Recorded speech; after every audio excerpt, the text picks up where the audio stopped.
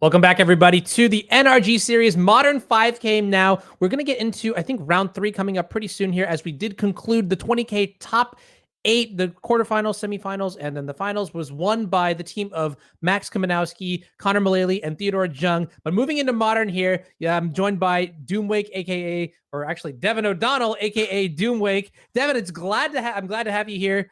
I'm excited to watch a Modern 5K, and also, I get to do the first round with probably one of the most veteran players in just the entirety of the Magic community. So pretty excited. How are you feeling about this? Anything you're interested in seeing today?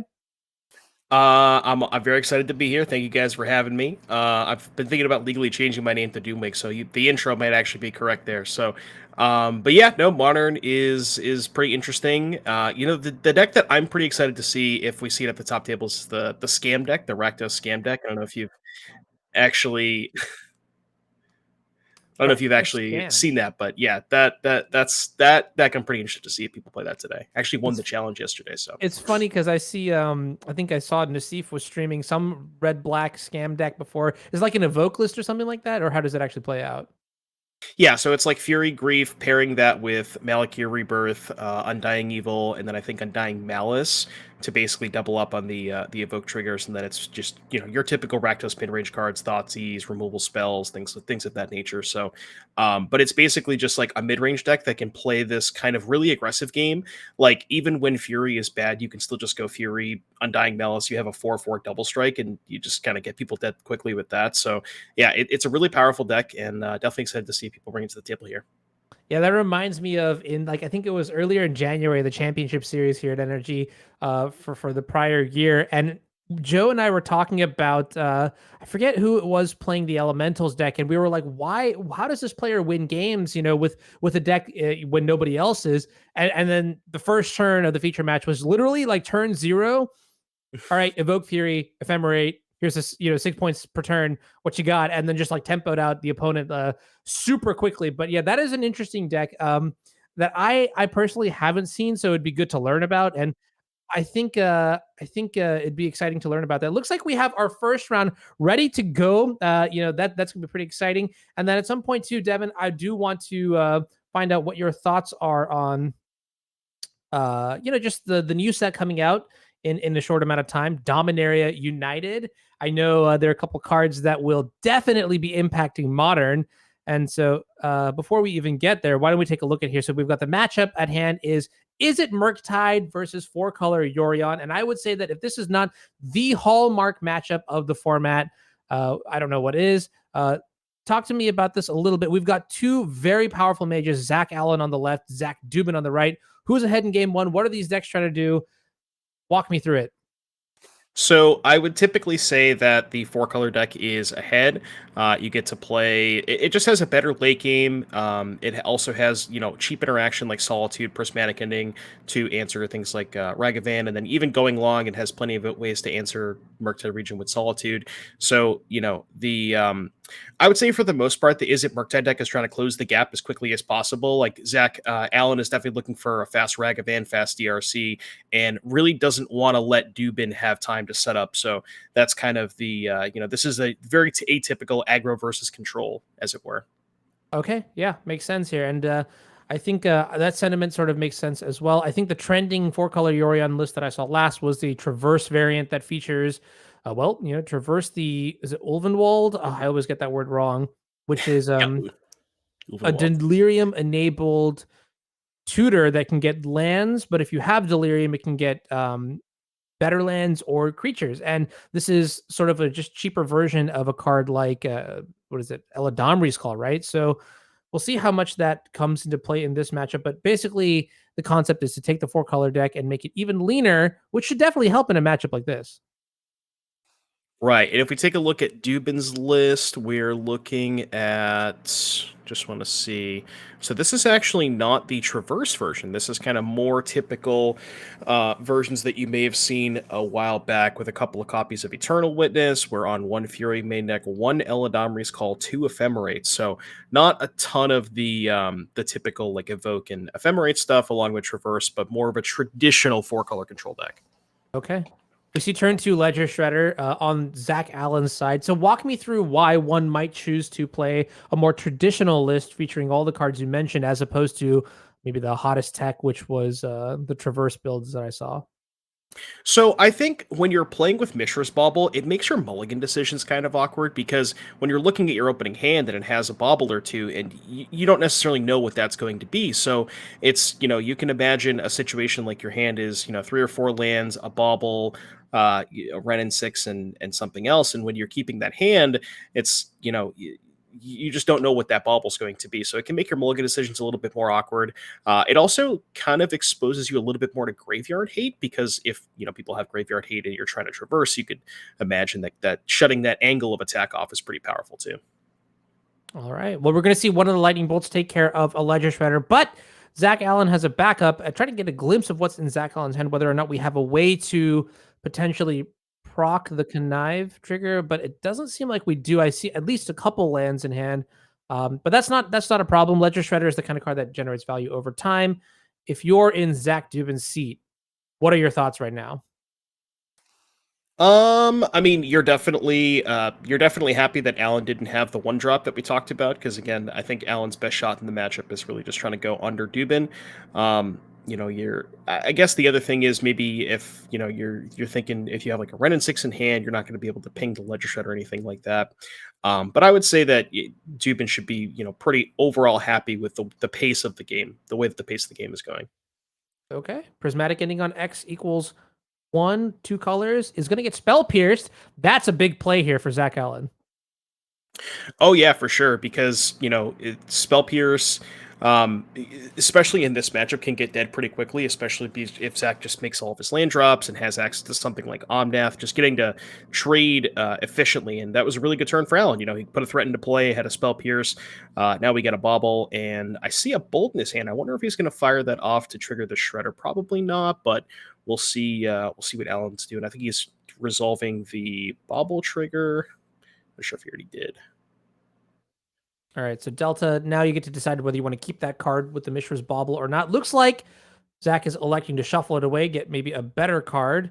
And then I think given the texture of Zach's hand, it looked like it was 2 lands and a bolt. That doesn't seem so strong going into the mid-game portion of the first game here. So potentially we need just better cards. And I mean, what are good top decks here for Zach Allen? Expressive Iteration. That's the card you're pretty much always looking for in these spots. It was pretty much every single format at this point, right? So, yeah, Expressive Iteration is Zach's best draw. It's also going to probably allow him to trigger the Shredder because if you iteration into a spell, that turns on the Shredder, which can find you more spells, maybe elude away that land. So, definitely wants to find iteration. Maybe something like a Murktide Regent, but there's only one spell in the graveyard, so it's only a 4/4 anyways. Yeah, it's pretty much iteration, and looking at Zach's deck list, probably not a ton else that he wants to find. Archmage's Charm, just to get like a little 2-for-1 action. But yeah, not a ton else besides those 2 cards. All right. Well, speaking of Expressive Iteration, there's a copy in Zach's hand right now. I don't know if I saw a 4th land here. Ideally, we would curve, like iteration into Red and 6, but the probability of hitting a land here must be pretty high. Yeah, it's also awkward too. You think that Zach could have gone just like Ren and 6 uptick, get back a land, which I'm kind of surprised if he didn't have a land. I'm kind of surprised he would want to pass that up. But if you Ren and 6 into another spell that triggers the Shredder, and that Zach's hand's kind of like you can kind of presume that Allen's hand is pretty much air at this point because he really hasn't played threats, and I guess you could have counter spells, but you really don't want to trigger. You want to try to avoid triggering the Shredder as much as possible in this situation, given how the way the game is played out. Wow, and now check this out. Solitude found off of the Expressive Iteration. Casting that is going to proc the Ledger Shredder to draw and discard, getting rid of an excess land here, and it resolves. Okay. Yeah, that's a huge turn for Zach, just being able to, iteration, hit his land drop, and then also find a removal spell for the Shredder. I think Alan picked. I'm going to keep saying Zach. I know that's probably confusing for chat, but I think Alan picked up a Mishra's Bauble, so I don't know if he has another fetch land to pair with that, though. Yeah, this is starting to look a little bit dire here. I mean, Zach missed the 4th land drop, which means Dubin missed the 4th land drop, which means Alan knows that the hand is just mono gas, and against a hand of mono gas, only having a single Murktide is not exactly where it's at. Yeah, especially because, as we talked before, I think there's only one spell in the graveyard. So pretty small Murktide, only being a 4/4. Funnily enough, we might see the only time in history that a Murktide has been killed by a Fury, because it's only a 4/4. You don't usually see that, so. Okay. All right. Well, let's see. Do we have an answer here for the Murktide Regent? Because if it goes unchecked, yeah. And see, this is interesting. Playing the Ren in 6, which means maybe we don't have an answer. Buy back a land, make that land drop. Okay. Yeah, see, I'm kind of a little surprised that Dubin didn't want to play the Ren and 6 last turn, because the only threat that Alan had at that point was the Shredder, a 1/3. So if you just go like Ren and 6, uptick, get a land pass, you don't trigger the Shredder, and you hit your land drop. So interesting to see that Dubin didn't want to play the Ren and 6 last turn. Yeah. Perhaps was banking on the iteration to find that land drop and then play both spells, Iteration and Ren and 6 at the same turn, but then found Solitude instead. I'm just drafting up how the game may have changed differently. And I think in that situation, you're happy to take the Solitude to get rid of the Ledger Shredder because, clear the board. You have so much stuff to do in your hand that, I mean, mana will come eventually anyway. So I could see both sides of the story here. Murktide Regent, though, going to enter the red zone. And what do we have? Chump Blocker. It replaces itself, so it's not that bad. But yeah, given Dubin's mana situation, actually no, not a Chump Blocker, because we know about the Bolt. So yeah, Bolt's going to take care of the Coatl. Murktide's going to go after the Ren. A little bit of relief for Alan, but Dubin did get access to the 4th land, so if he has something like an Omnath, he can maybe follow that up. We're doing a quick Delirium check. I'm assuming Alan is Delirious. We got instant artifact, creature, land. So yeah, because I saw him pick up a Heat. And Alan's hand looks pretty good now. We got an uncontested Murktide with an Iteration and a removal spell for Omnath. So, well, this is not so good here as Teferi, the Time Raveler, going to enter play, balance the Murktide Regent, go down to 1 loyalty. I guess Unholy Heat can clean that up, but now we need to make sure that we are able to still develop. An Expressive Iteration, a great way to develop. yeah, and I actually saw Alan pick up a 2nd Iteration for the draw step this turn. So you could see something like Iteration, hit your land drop, maybe kill the Teferi, hold up Counterspell. Next turn, maybe go like Murktide or Iteration Murktide, hold up the Counterspell again. So yeah, Alan is doing pretty well here. I was going to say this game looked really bleak for Alan in the beginning, but now the draws are slowly coming together. We're actually able to crawl out of this situation, and now I think almost Zach Allen kind of in a commanding spot here. Iteration, Murktide, Counterspell, all in the hand. Yeah, I mean, we'll have to take a look at Dubin's hand, because remember a couple turns ago when Dubin missed a land drop, we knew he had all spells in hand. So depending on what Dubin's leftovers are, maybe he has access to something like an Omnath, but we do know that Alan has the Counterspell ready for that. So. Yeah, and then also given the fact that you have that looming Bird Serpent 8th card always there. So, I mean, there's also that. Yeah, I guess it's going to be pretty close here. There's a lot of work to be done from the Izzet Murktide side of things here. But let's talk about the Yorion side. Like, evaluate the situation here. How are we feeling? Is this is probably one of the better board states, right? Yeah, I mean, Dubin definitely just wants to see the board as clear as possible, because as we talked about, Dubin definitely has the better late game. Both players have access to Iteration, but Dubin just has so much more card advantage with the Orions and all the cantrips. So this is kind of exactly how Dubin wants the game to be played. Again, you kind of see how this game played out with Alan not having access to a 1-drop. Like, imagine if there was a Ragavan or something on turn 1. This game is just wildly different. So, all right. Iteration to play at the start of the game here. Another copy of Counterspell. I think I saw a Spell Pierce and what looks to be a Murktide Regent. So take the castables. Yeah, pretty good, yeah. Put the dragon into play. And this time it'll certainly be more than a 4/4, which is good news. Yeah, we get to dodge the Fury. We have to check and see if Zach wants to keep Delirium here. So looks like he is, right? Sorcery, creature. Oh, maybe not. Yeah, see, it's kind of tough because he wants to hold up the Counterspell. Ooh, this is good. So dress down on the stack here in response to the Murktide Regent exiling a bunch of instants and spells means that Murktide Regent does not enter with any counters. So the dream of being able to Fury a Murktide Regent is still on the table here, and that is what I'm about. It's like the scene from Peter Pan, like way back in the day, where I don't know, was it Tinkerbell like was not doing too hot, and Peter was like, I was 6, and Peter. Oh my goodness, there's so many Peters, so many Zachs. Oh, too much. Peter was like, believe, clap. So now I need everybody in chat to clap right now if you want to see this Murktide Regent get Furied one time, just one time. I'm not asking for much. We have one clapper. Nice. Exactly one clapper. Yeah, I mean, it's kind of interesting from Alan's perspective. You could have counterspelled the dress down and fought over that, but that's just kind of a losing battle if Dubin has like its fairy or a solitude or anything like that. So, it's kind of sad that you have to, the Murktide's only being a 3/3, but I kind of agree with Alan's play there for sure. Yeah, I mean, at least Murktide has back. You have the backup Murktide in your hand, right? So you can always make the first one a little bit larger if you need to. I believe that's the case, right? Teferi did bounce a Murktide much earlier on. Yes, yeah. So Okay. and Dubin knows about that too. So Dubin knows about the Murktide because the Murktide that's in play was off of the iteration. Okay.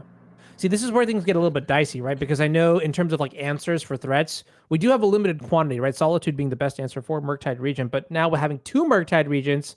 I guess like a death touching Icewind Waddle is also pretty good, but from the board state, it doesn't look like we have that at all. So maybe these dragons Yeah, can get the job done. lots and lots of non-basics from Dubin's side, which is something you don't usually see. I mean, you typically see, especially with the heavy Kodo versions, you usually see a lot of fetching basics aggressively and stuff like that. So Now, this is an interesting question. So we do have a copy of Unholy Heat. It looks like there's a Ragavan in the grip as well. How would you proceed with this turn given these cards? I'm probably going to go Heat dash Ragavan hold up Counterspell.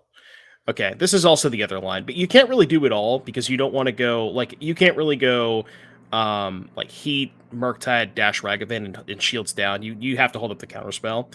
Okay. So I like this line. He's basically prioritizing getting the Murktide big and then dash Ragavan next turn if all else fails while holding up the counterspell. So this is a pretty good setup for Alan here. I mean, he's got two lethal threats. Dubin's at 6. He has a counterspell in hand, so Dubin essentially needs two answers, and I don't even think he has the first answer in his hand. So, well, he Yeah, has an Otawara, but if you asked me how this game was going to play out based on the opening hands in the first few turns, this is not the ending that I would have expected.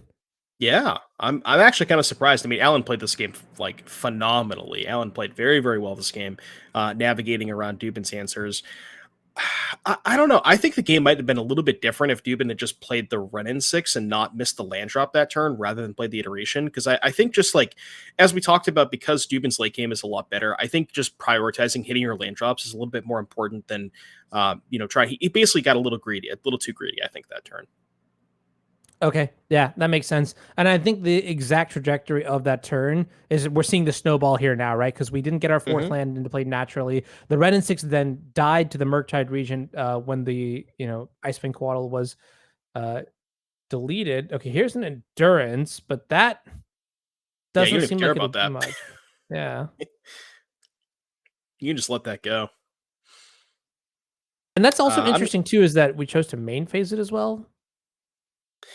Yeah, interesting. Oh, playing around Charm, I guess, because Alan only had 2 mana up. Okay. Yeah, I Certainly better think than nothing. Dubin is going to get to live a turn, though, because we can go Chump Block and then Otawara the other Murktide. So, because obviously you can't counterspell the Otawara. So, he's going to get a turn. I don't know what he can really do with that turn, but especially with the Ragavan connecting this turn, could find like a. Imagine if it hits a Teferi here or something like that. That would be pretty dirty. Yeah. Oh, yeah. Counterspell. And that is a 1/1 Channeler, no graveyard.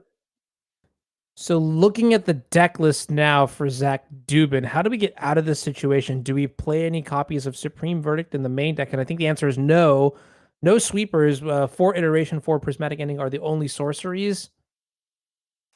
Yeah, lots of 1-for-1s. We got bolts, prismatic ending, solitudes. I guess Fury. No, Fury doesn't do anything here.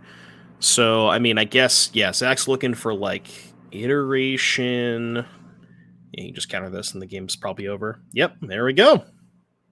All right, going to game 2. Zach Allen going to take down the first game in the Murktide versus Yorion matchup in a very unexpected twist of turns here. Had a weak hand, but was able to claw back into the game using multiple copies of Expressive Iterations. And also something that I really liked is just like the macro strategy of putting like multiple Murktide Regents into play in very quick succession, sort of just loading the gun and firing it hot, saying, hey, you need to have multiple copies of Solitude or whatever other, um, removal that matters on this board state, and is able to take the first game down. But talk to me now, because we're going to go into game 2 and 3, and sideboarding is where most of our matches are played. What's important in the post board games?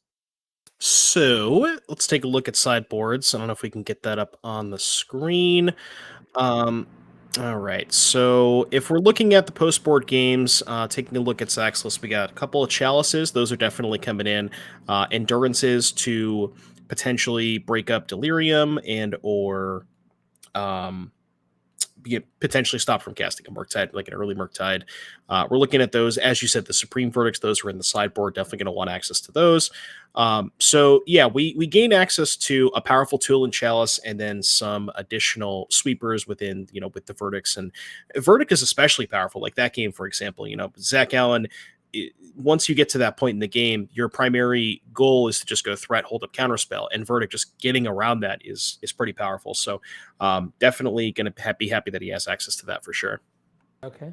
That makes sense. On the other side, though, Zach Allen looking at a sideboard of unlicensed Hearst, engineered explosives, Flusterstorm, Dress Down, Mystical Dispute, a couple subtleties, Jace the Mind Sculptor. Okay, that's what I'm talking about. Abrade and Blood Moon. Anything catch your eye here from this sideboard? So I am going to assume that we want the Mystical Disputes to help fight over counterspells into fairies, along with the Flusterstorm. Same thing, fighting over counterspells. And I mean, maybe if Alan knew the composition of... So this is kind of one of those things where if Alan doesn't know that Dubin is not playing Traverse, he might... This is where a situation where Hearst might come in. If you think your opponent's playing Traverse, you might want the Hearses.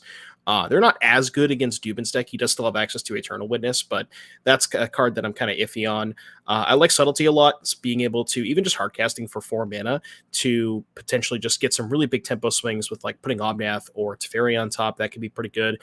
And then obviously the Jace is definitely going to be coming in. That makes sense. Speaking of...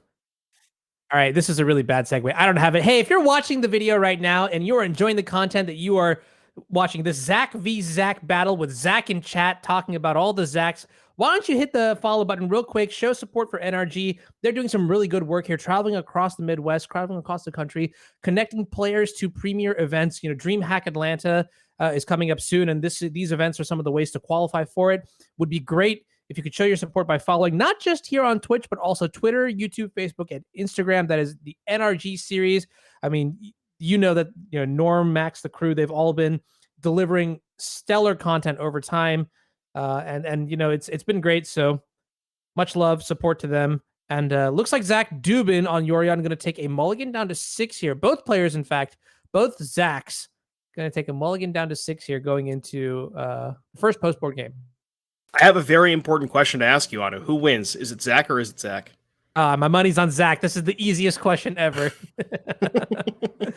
I get to laugh at these jokes. It's weird. I've always wondered like where dads get like their like repository of dad jokes from. And I'm not a dad yet, but like I know in the next couple of years it's going to happen. And so like over time, I feel like am I just supposed to like manually scribe it into my repository, my own personal list, or is there like a secret cult of like once I become a dad, I'll just get like inducted into this and they'll give me that? I don't know. That's what I'm thinking. But anyways, definitely gonna root for Zach to win here. But looking at the actual match, I think okay, it looks like Allen going down to a mulligan to 5, and that's where the red flags start popping up. Because I mean, crawling back from 5 is certainly doable. From 4 is almost impossible, especially in a matchup where... Yeah, go ahead. It's one of those things, like, you would normally think that mulling to 5 in a matchup, like when Dubin has access to so many of those 1-for-1s that we talked about, you might think that's pretty bad, but I think Alan really understands his role in the matchup with regards to, he really just is probably prioritizing those 1-drops. I mean, he didn't... It's funny that I keep saying that, because he didn't have it game 1, and he still won, so maybe I'm just wrong, but... yeah, I think that especially maybe that dynamic changes on the draw. I can't remember who was in the play game 1. I don't know if you remember that, but...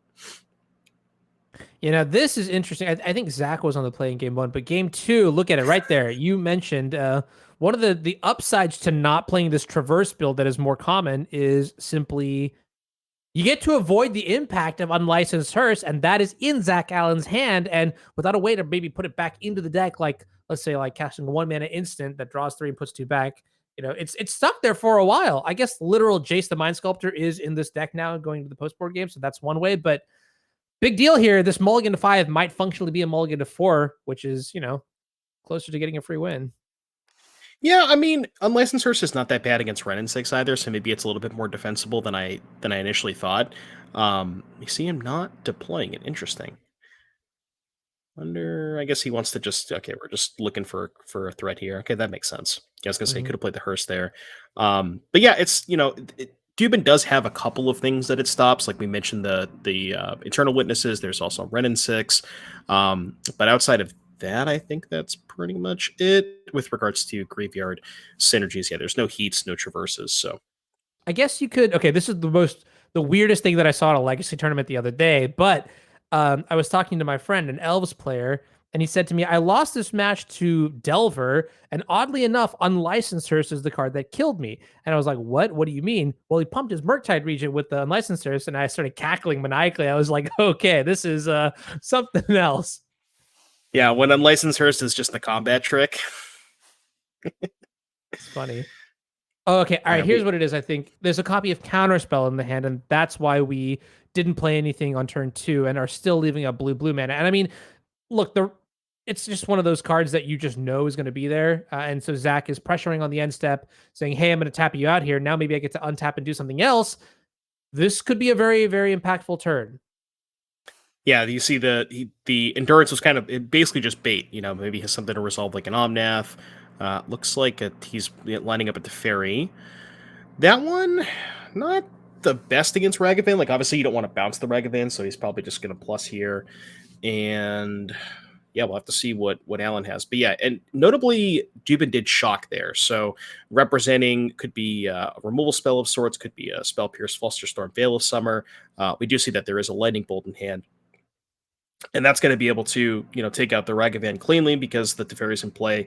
Alan can't respond with a counterspell. Yeah, I mean, looking at Dubin's hand, actually, this hand is quite loaded. I also see a copy of Solitude, a counterspell of Dubin's own. And is that last card an Omnath? I got a Solitude, a counterspell, a bolt, and a land, I think? Maybe an iteration? Okay. No, it is an Omnath. You're right. Yeah. Okay. Yeah, because I see those loaded hand. Yeah, those mean mugging hands just floating in the air, and I'm just like, you can't see me right now, but I'm holding my hands up, and just wait until we get the full the full art Omnath. That one looks so sweet. The promo one, right? The full art, yeah. But Unlicensed is finally going to come into play here, and I think this is a mental fist bump here for Zach Dubin because sort of just realizing that card doesn't have that much text in this matchup, or as much text as it normally would. And happy to let that resolve. Plus, you could also just balance it with the Teferi. It's not a bad target. Being said, yeah, we're definitely going Omnath here. Trying to draw a fetch land. Looks like I think it was a white card, or maybe a verdict. Yeah, it was a verdict. I think. Yeah, it was a verdict. Okay. Okay. Not so a land. That's the key thing. Yeah. Yeah. Well, could find a land off at the Teferi. So I like this. Just really wants to hit that land drop here. That was a stomping ground. Yeah, stomping ground. So no mana from the Omnath, but we still get to gain a bit of life here. I think he's thinking about shocking to hold up the bolt, which I think is probably worth it. Like you're gaining 4 off the Omnath anyways, and you're trying to think worst case scenario where he goes like where Alan goes Unholy Heat the Omnath dash Ragavan. You want to make sure you have next to that bolt. Right. Yeah. Life total is a resource. It seems pretty disposable when you're this high up as Zach Dubin is. And so the next question is, all right, how do you get back into this game here? Because this is a pretty dominating board state as far as they go in the matchup. Teferi plus Omnath. What are the key cards to have now from Zach Allen's side? Zach, I think, is really looking for a turn of Unholy Heat Teferi plus Murktide. Now, obviously, we know that there's a Solitude in hand, so that's not quite going to be good enough. But because I believe Zach still has, I think, Alan still has a counterspell in hand. I think what he's going to be lining up is maybe a turn where he goes kill Teferi, do something, and then maybe the turn after deploy a threat, hold up counterspell for the Solitude that he kind of has to assume that Dubin has at this point. So I think we're going to start with Heat. We're heating Omnath, okay. Okay, that makes sense because I don't think there was I looked again. I don't think there's a counterspell in Alan's hand. So that does make a little bit of sense now. Question is, does he want to redeploy the Hearse? Does he want to go for Murktide? Correct me if I'm wrong, but I think Teferi is only on 2, right? Because we went plus Teferi and then minus it, so it should be on 2, Yeah, which it's means on 2. can't bounce the Murktide. So this is good. We know that there's a Solitude, so not going to be exactly what Alan was looking for, but you got to try and pressure the Teferi somehow. Yeah, 100%. And I mean, this is probably your best foot forward kind of deal here. This will force Zach Dubin to have exactly another copy of Solitude. I guess Supreme Verdict coming in from the sideboard means that's something that, Alan doesn't quite exactly know about, would be happy to see going into game 3. But I guess through your best foot forward, just put the Solitude into play, get rid of the Murktide Regent. That looks like that's what's happening. Or maybe it's go to the graveyard. Maybe it is a Supreme Verdict.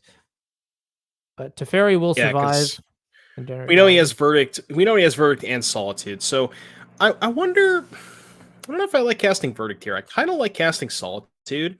So with the situation that I'm thinking of is maybe if Teferi dies, and then I'm trying to think like 5 turns down the road. Teferi's dead, and then you end up casting Solitude, and Alan has Counterspell. Whereas if you cast the Solitude now, not only do you get to resolve the Solitude, it's a better use of your mana. I mean, I guess there's no difference between leaving up 1 mana spent, but you get to guaranteed resolve the Solitude now, and then if your Teferi dies a couple of turns down the road, you have an uncounterable Verdict. So I kind of like casting the Solitude a little bit more there.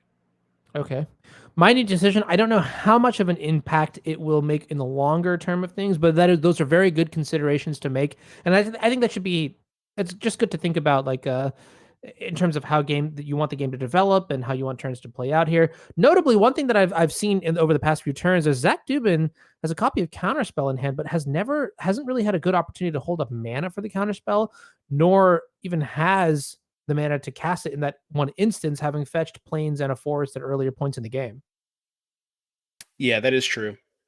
I mean, to be honest with you, there hasn't been a ton that he would even really want to counter. I guess maybe the iteration, we would have liked to counter that one turn. So I guess that is fair. But yeah, mana's a little bit awkward because he drew the Stomping Ground, but then yeah, he ended up fetching the basic plains. So just hasn't really had a good opportunity to convert that yet. Yeah, quite interesting for sure here. So, Unlicensed Heart's going to activate on the end step, exile 2 cards, one of which is the Supreme Verdict. It's going to be good against the Eternal Witness line to buy that back, should that come up. But otherwise, it looks like Zach Dubin kind of just chilling here on this board state. Yeah, he's the Alan isn't really presenting a threat here, so he doesn't have a ton to worry about, and there's a Solitude and a Counterspell anyways. Well, I spoke too soon. That's definitely a threat. Papa. Jace the Mind Sculptor, tap 4 mana. That gets immediately counterspelled. And wait, I don't know if I'm seeing this incorrectly, but though there are a lot of promo cards in Zach Allen's hand, I guess that means there's a mix of subtleties and counterspells in the hand for Zach Allen. Yeah, I believe Counterspell to Subtlety, if I remember correctly. All right, well, that does not seem particularly good against an on-board Teferi. Maybe even 3 Subtlety.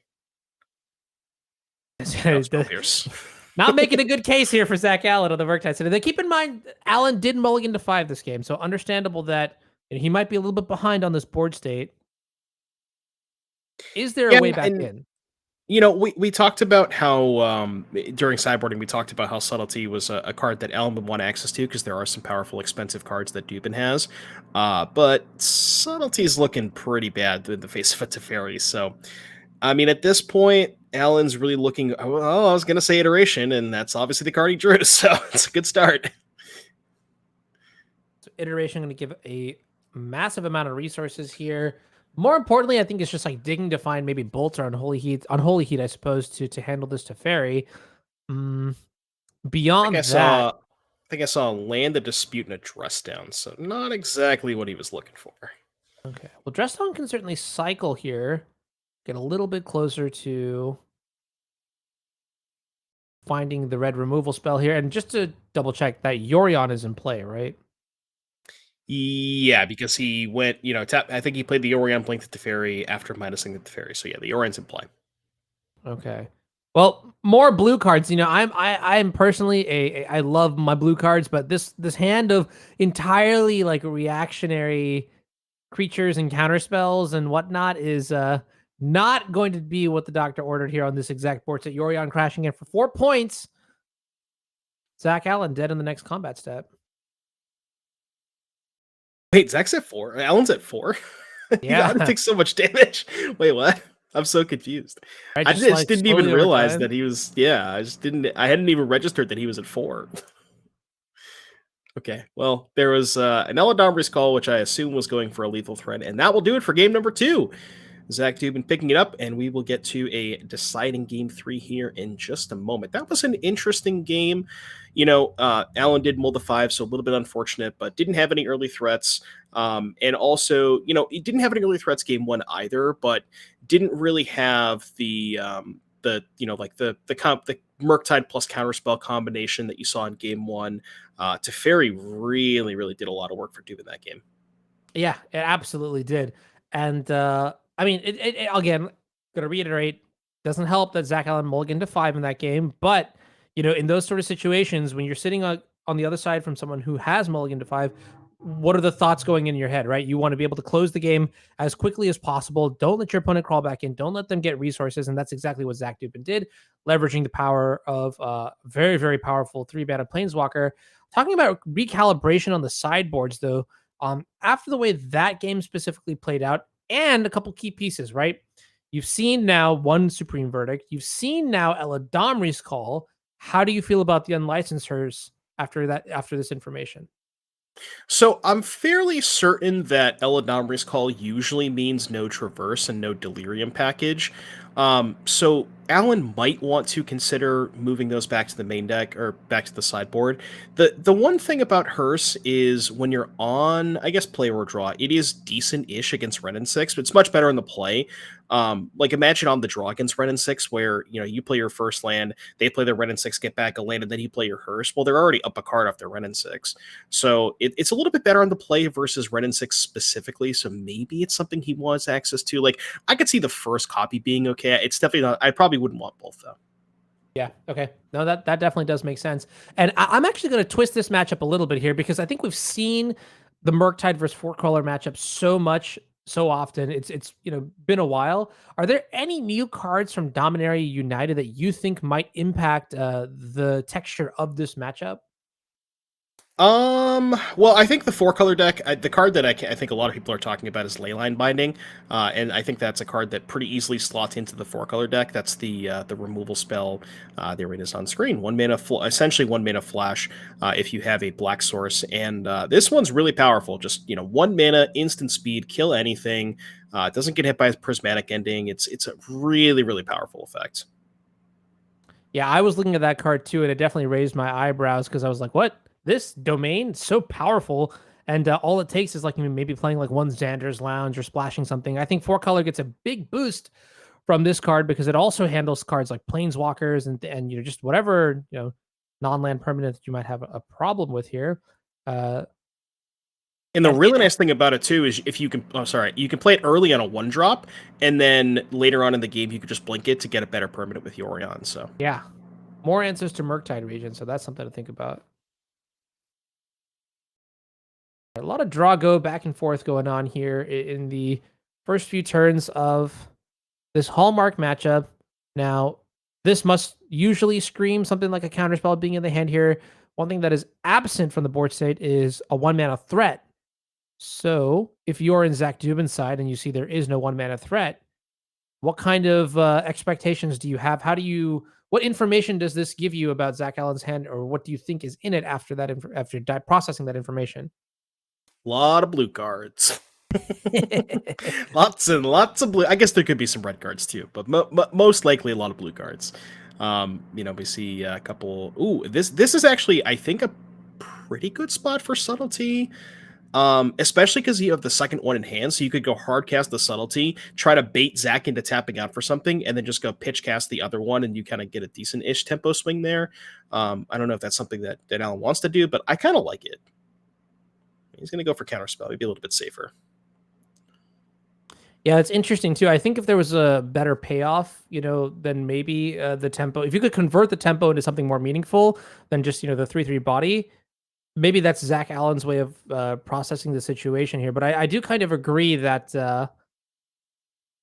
would be nice to bait switch, duck and dive and punch and whatnot. But maybe this is the real prize here, the red and 6. Then we'd rather just counterspell it, assuming there's a second copy in hand. Yeah, and this is tough because Ren and 6 isn't something that you want to subtlety, especially if you have to pitch cast it, because it's only 2 mana. You know, you're not getting a big enough tempo swing by putting a 2-drop on top of your opponent's deck, because you obviously know that Zach's going to put it on top. So does Alan get maybe a little bit punished there for counterspelling the endurance? I'm not saying it was a wrong play. I think that play was fine, but the Ren and 6 is kind of a massive punishment because he doesn't really have a clean answer to it now. Right, and speaking of Delirium, it looks like there's just 2 lands and a counterspell, so only 2 card types. Delirium not achieved. Unholy Heat cannot kill Ren and 6. So we're going to see the mana base develop quite cleanly here, and things are going pretty well for Zach Dubin now.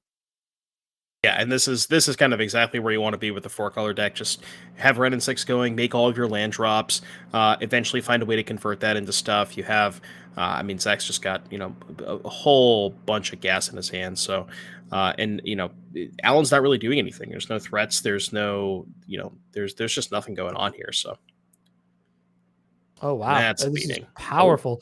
Oh wow, this is powerful. Okay. All right, that was a nice little turn. Yeah, Teferi going to come into play here.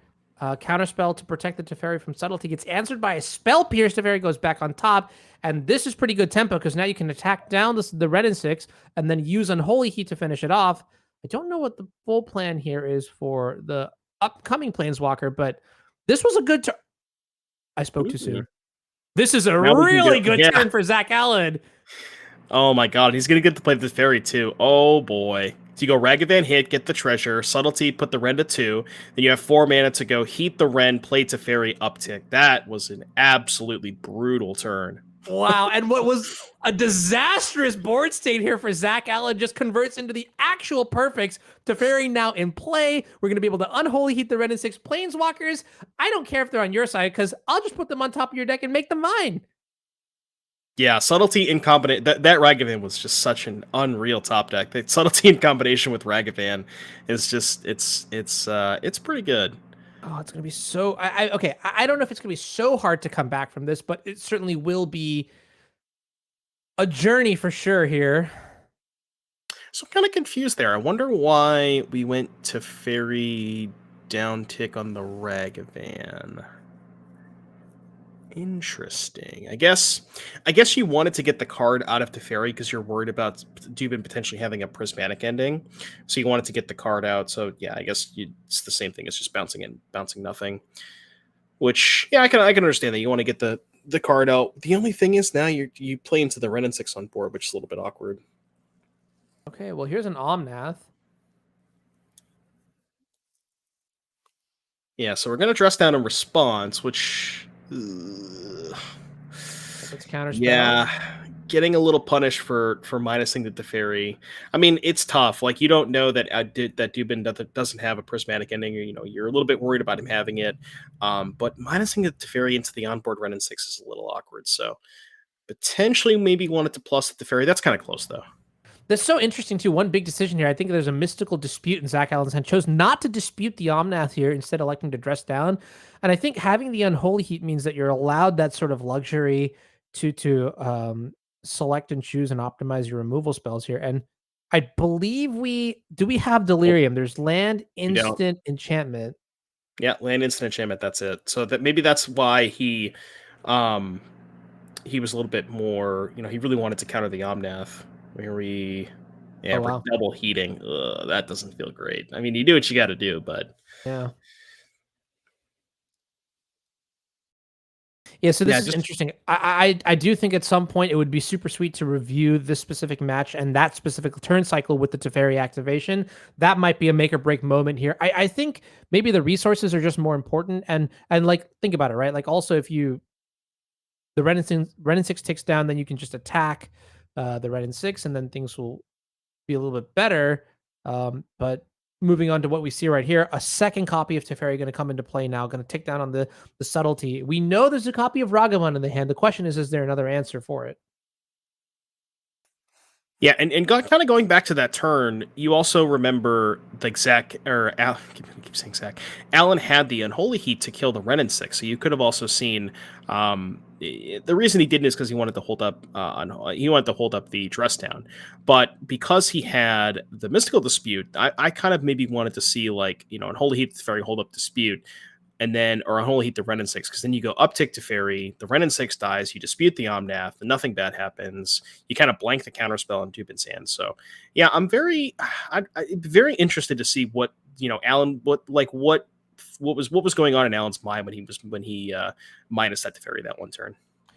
Oof. And this is starting to go from bad to worse now. After that insane tempo swing, stealing the Teferi, looks like Ice Fang Coatl going to block a dashed Ragavan, Subtlety hardcast on the main phase, but now it's going to meet an Endurance that also clears the graveyard while Zach Allen is staring at a Murktide Regent in the hand here and a dead counterspell. And I think this game is about to be wrapped up here. Teferi taking over the stack, Yorion somewhere in the midst of things as well, and an Endurance, just the green cow battling in. Yeah, I believe we are done here.